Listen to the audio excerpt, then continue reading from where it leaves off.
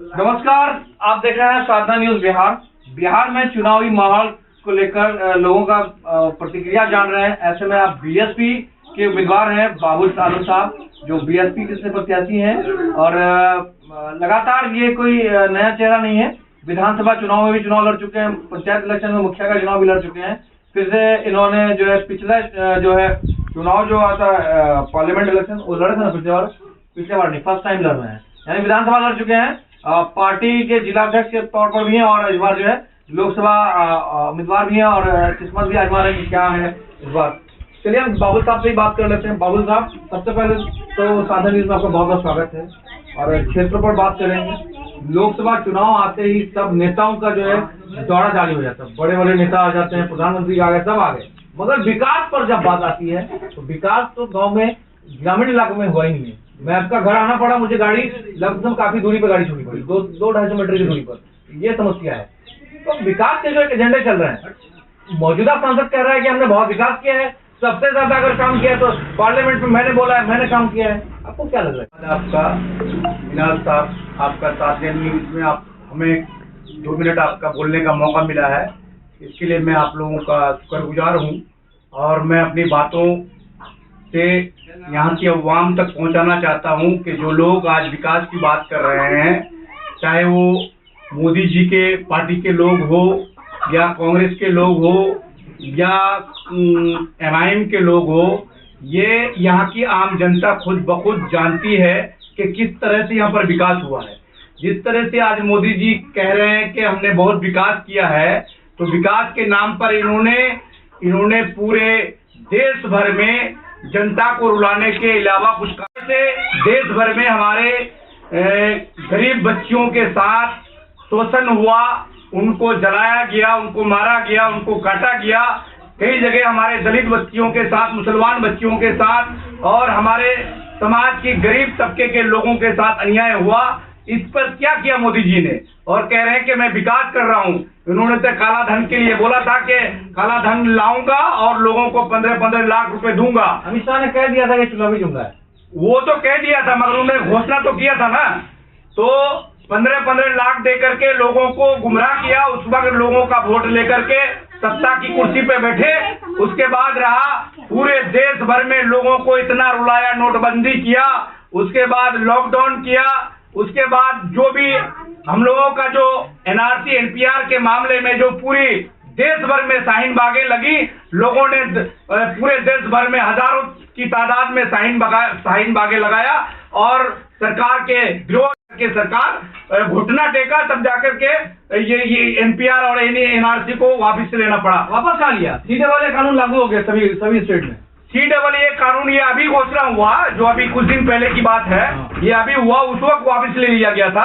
और रहा बात, पूरे देश भर में इतना महंगाई हुआ, यहाँ तक के दाल के दाम, पेट्रोल के दाम, डीजल के दाम और टोटल चीज, जितने भी गरीब लोग जिसको यूज करते हैं, खाने पीने की सामानों में इतना महंगा कर दिया, जो गरीब लोग खाने के लिए मोहताज है। आज ये हालात है, बद से बदतर हालात है।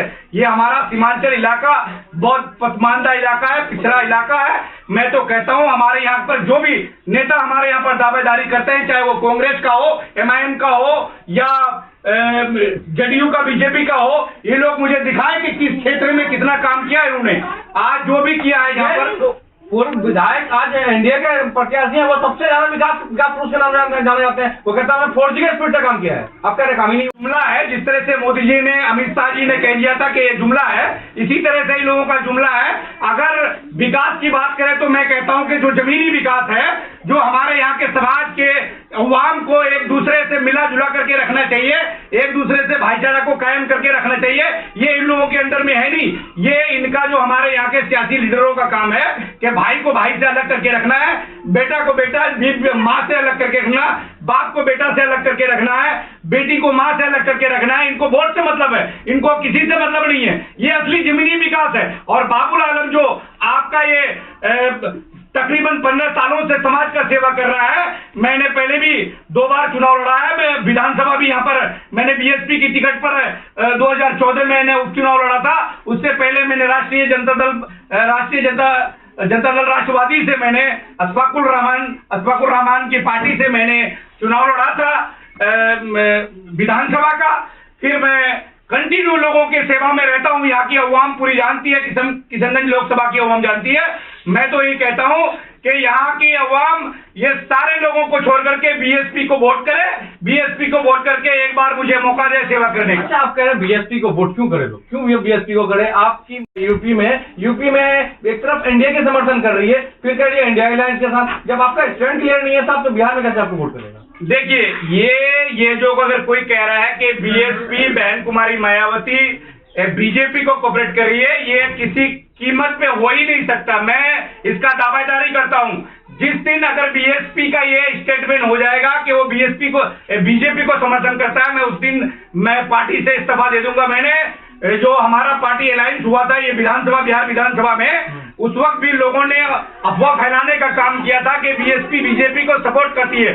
मैंने भरे मजलिस में, भरे सभा में, मैंने बरबट्टा में, उस वक्त मैंने सभा में मैंने ऐलान किया था कि जिस वक्त बहन कुमारी मायावती अगर बीजेपी को सपोर्ट करेगी तो मैं उस वक्त अपने पार्टी से इस्तीफा दे दूंगा। मैं कंटिन्यू आज 10 साल से बीएसपी के जिला अध्यक्ष के पद पर हूं, इसीलिए पार्टी ने मेरी काम को देख करके मुझे टिकट देने का। दलितों के ऊपर अत्याचार हो रही है।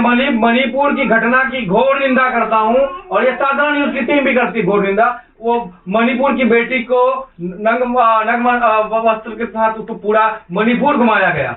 भाजपा के लोग नहीं पहुंचे। राहुल गांधी भारत जोड़ो न्याय यात्रा कर रहे थे, जिसमें मणिपुर के लोगों ने उनका जोरदार स्वागत किया। तो इसी चीज को लेकर के मणिपुर के जो सीएम हैं उन्होंने उन पर एफआईआर करवाने का काम किया। आप बताइए, आप कह रहे हैं बीएसपी मायावती जो है वो गरीबों की और दलितों की पार्टी है, गरीबों की आवाज बनती है। बताइए, मणिपुर की इतनी बड़ी घटना नहीं खुली, मुंह में क्या दही जमा हुआ था क्या बात कर रहे हैं? आपके बहन जी ने इसके बारे में नहीं बोला मणिकर, मैं बोलूँ तो आपको मैं ऑन द रिकॉर्डिंग दिखा दूंगा।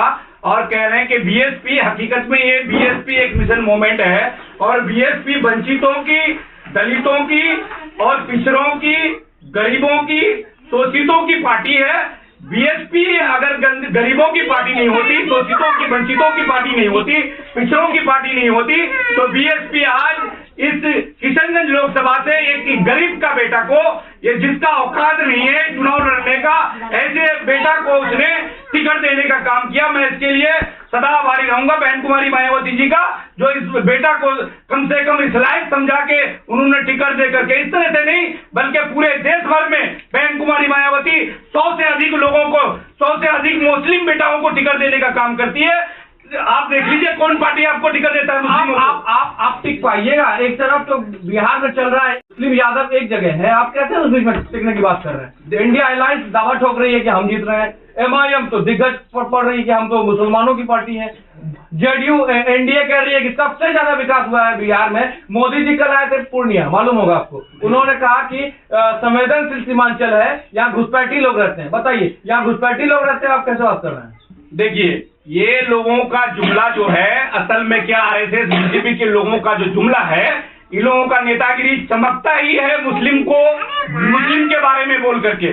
असल में क्या है, मुस्लिम जो है एक पारस पत्थर है, पारस पत्थर को जो छू लेता है उसके बारे में जो बोल देता है वो चमक जाता है। असल में इन लोगों के पास कोई चुनावी मुद्दा रहता नहीं है, भाषण करने का कोई सलाहियत है नहीं इन लोगों के अंदर में, इसलिए इन लोगों का सिर्फ भाषण में यही रहता है हिंदू मुस्लिम और शरणार्थी और जो लोग बांग्लादेशी, ये लोग अब देश को क्या करना चाहते हैं इन लोगों को भी पता है। वो सीधे कह रहे हैं कि 24 में सत्ता वापस आती है तो सीमांचल के एक एक घुसपैठियों को चिन्हित करके निकाला जाएगा। अब बताइए, देखिए, लोग यहाँ के अवाम के साथ खड़े हैं और जो लोग कह रहे हैं दावेदारी के साथ यहाँ पर घुसपैठी है, तो मैं तो कहता हूँ यहाँ पर कोई घुसपैठी नहीं है। हमारे यहाँ पर जिस तरह से बरसों से पूर्वजों के जमाने से हम लोगों के रहते आ रहे हैं उसी तरह से रहेंगे और हमेशा, और हम लोग उनके साथ में खड़े हैं। और दूसरा बात आपने कहा मीना साहब के यहाँ पर बड़े बड़े लीडर्स हैं, बड़े बड़े मैदान में कैंडिडेट हैं, एमआईएम के और जेडीयू के और कांग्रेस के लीडर्स हैं। मैं दावेदारी के साथ कहता हूं कि मेरी जीत निश्चित है इस किशनगंज लोकसभा से। यहाँ के अवाम पर मुझे पूरा भरोसा है कि इस गरीब बेटा पर यहाँ की अवाम भरोसा करके और फुल बहुमत से विजय हमें वोट दे करके फुल बहुमत से हमको जीत दिलाने का काम करेगा। बाबुल आलम साहब, 3 दिग्गजों के बीच में कितना नंबर प्राप्त हो जाता है आपको? देखिए, मैं तो 1 नंबर पे हूँ, मैं 1 नंबर पे हूँ और इंशाल्लाह मैं यहाँ की अवाम से, किशनगंज की अवाम से उम्मीद करता हूँ कि इस बेटा को अगर किशनगंज की अवाम ने जीता करके सांसद भेजने का काम किया तो सबसे पहले मैं यहाँ की गरीबी जो भ्रष्टाचार है, यहाँ के गरीबों के साथ, शोषितों के साथ, वंचितों के साथ जो अत्याचार हो रहा है, और यहाँ पे जितना भी हॉस्पिटलों में दलाली, ब्लॉकों में दलाली और अफसर। नीतीश कुमार के शासनकाल में नीतीश कुमार के विधायक का और प्लस लोकसभा प्रत्याशी का दावा है कि भ्रष्टाचार कहीं किसी जगह नहीं हो रही है। आप कह रहे हैं भ्रष्टाचार, क्या बात कर रहे हैं आप? ब्लॉक में जाइए, एक निवासी बनाने के लिए 200 रुपए देना पड़ता है, नहीं तो बिना पैसे के निवासी नहीं बनते हैं। आप किसी भी अफसर के पास चले जाइए, वो कर्मचारी के पास चले जाइए, बिना पैसे के आप रसीद काट के नहीं देता है। ये छोटा से छोटा कोई काम करने के लिए चले जाता है, वहाँ पर बिना पैसे का काम नहीं। नीतीश कुमार यहाँ सिर्फ अफसर सही है। नीतीश कुमार के संसद प्रत्याशी का कहना है जो करनी और कथनी में फर्क दिख रहा है, यानी भ्रष्टाचार है। भ्रष्टाचार है नहीं, भ्रष्टाचार से लिप्त है। मैं ये दावे के साथ कहता हूँ। कौन लिप्त है? किशनगंज लोकसभा भ्रष्टाचार से लिप्त है। क्या आरोप लगा रहा प्रत्याशी पर? नहीं, आरोप नहीं लगा रहा हूँ, भ्रष्टाचार से लिप्त है। और मैं नहीं कह रहा हूँ, ये पूरा किशनगंज की लोकसभा की अवाम से जाकर के पूछ लीजिए। आज लोग दर भटक रहे हैं यहाँ पर एक कर्मचारी से मुलाकात करने के लिए। अभी सर्वे के नाम से किया है, ये सर्वे के नाम से, कागजात के नाम से, कागजात जमा करने के नाम से ये लूटा गया है हमारे यहाँ के अवाम को। हर घर से पैसा लिया गया है। ये जो दलाल लोग घूम रहे हैं हमारे यहाँ के, इन दलालों का, वो दलाल तो आप ही के बीच के हैं ना, ये दलालों का। इसलिए तो मैं कहता हूँ कि अगर किशनगंज की अवाम अगर मुझे मौका देती है तो ये सबसे पहले दलालों का खात्मा होगा, दलालों का सफाई करने का काम करूंगा और अफसरशाही खत्म करने का काम करूंगा, भ्रष्टाचार को खत्म करने का काम करूंगा।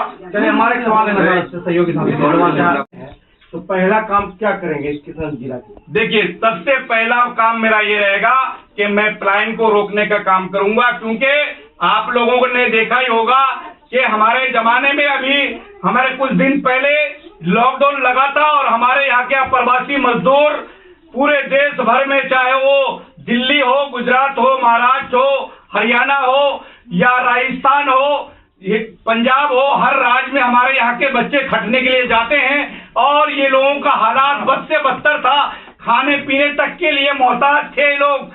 तब जाकर के उस वक्त हमारे यहाँ के लीडरान जो दावेदारी कर रहे हैं, MIM के और कांग्रेस के और JDU के लोग, ये किसी ने हमारे यहाँ के बच्चों को मदद करने का काम नहीं किया। यही बेटा आप लोगों का बाबुल आलम है जो रात रात भर जाग करके यहाँ पर पंजाब में, गुजरात में सरकार के कानों तक बात पहुंचाने का काम किया था। यही बाबुल आलम था। उस वक्त कोई लीडर नहीं था यहाँ पर, ना कोई MIM का था, ना कोई कांग्रेस का था, ना कोई JDU का था। ये बाबुल आलम ही जनता के साथ खड़ा था। JDU के लोग तो आप कह रहे हैं कि NRC, अगर जहाँ से JDU जीतेगी तो NRC और CAA लागू नहीं होगा। देखिए, ये लोगों तो सिर्फ लोगों को गुमराह कर रहे हैं। मैं तो दावे के साथ कहता हूं इन लोगों से कुछ होने वाला नहीं है। मैं यहाँ के अवाम को कह देना चाहता हूं कि ये लोगों की बड़ी बड़ी बातों से आप लोग इनके बहकाव में मत आए। आप इस बेटा को गरीब बाबुल आलम को वोट देकर के आप संसद भेजने का काम कीजिए। और सबसे पहले मैं यहाँ के बच्चों को पलायन से रोकने का काम करूंगा और यहाँ के गरीब मजदूरों के लिए एक इंतजाम करूंगा जो हमारे यहाँ के बच्चे बाहर खटने के लिए नहीं जाए। उसके लिए कोई कंपनी या कोई गवर्नमेंट वगैरह खोल करके वहाँ पर इनका रोजगार का इंतजाम कराने का काम करूंगा मैं। अच्छा, EVM में कई नंबर में आपका चलिए? देखिए, EVM में सबसे क्रमांक संख्या 1 पर मेरा सिंबल है, सबसे ऊपर में। ये मेरा सिंबल, मेरी बहुत किस्मत का मैं भाग्यशाली भाग हूँ कि मुझे ऊपर वाले ने सबसे 1 नंबर में मेरा सिंबल कर दिया है। मेरा चुनाव चिन्ह है हाथी छाप। की लोकसभा के अवाम से अपील करता हूं कि आप लोग एक बार सारे लोगों को छोड़ करके अपने बाबुल आलम के ऊपर भरोसा करके इनको अपने भारी मतों से विजय बना करके सांसद भेजने का काम करें।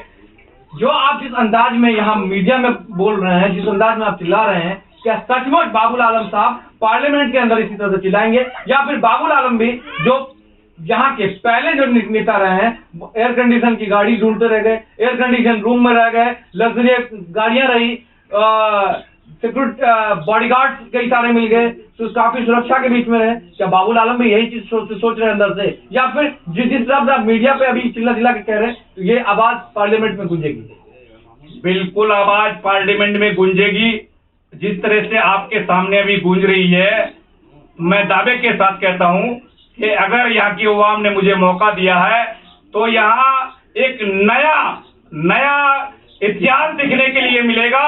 और यहाँ पर यहाँ की जो लीडरान थे, पुराने लीडरान, जितने बड़े बड़े लीडरान थे, हमारे यहाँ की अवाम को गुमराह करके रखा है। अच्छा, आप पर ये भी आरोप लग रहा है कि बाबुल साहब इलेक्शन लड़ते हैं पैसा कमाने के लिए। देखिए, ये तो वो दलाल लोग हैं जिनको जो लोग दलाल 500 रुपए, 1000 रुपए में बिकते हैं और बिक करके सोशल मीडिया के माध्यम से कहते हैं कि अब्दुल ईमान जीत रहा है, मास्टर मुजाहिद जीत रहा है। ये 500 रुपए और 200 रुपए लेने वाले लोग हैं। मैं इन लोगों की वैल्यू नहीं करता हूं, मैं अवाम पर वैल्यू करता हूं। किशनगंज की अवाम बाबुल आलम पर भरोसा करके मैं दावे के साथ कहता हूं कि मेरा जीत निश्चित है और भारी बहुमत से मेरी जीत होगी। चलिए, हमारी शुभकामनाएं आपको, बहुत बहुत शुक्रिया। ये थे बाबुल आलम, इन्होंने अपनी बात को बेबाकी से रखा।